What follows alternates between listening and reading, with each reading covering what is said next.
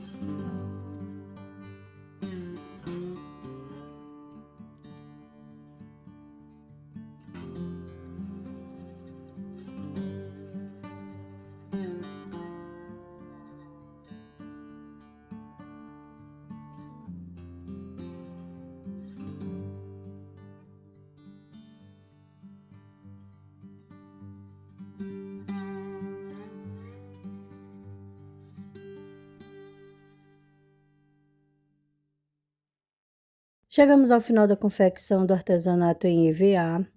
Se você tiver gostado e ainda não me segue, já me segue. Eu tô sempre postando vídeos por aqui. Tem várias dicas aí nos vídeos anteriores. Tem uma playlist com o nome Moldes Grátis. Todos os vídeos dessa playlist tem molde gratuito lá na descrição dos vídeos. Espero que tenham gostado. Não esqueçam de deixar um joinha aí para mim. E até o próximo vídeo.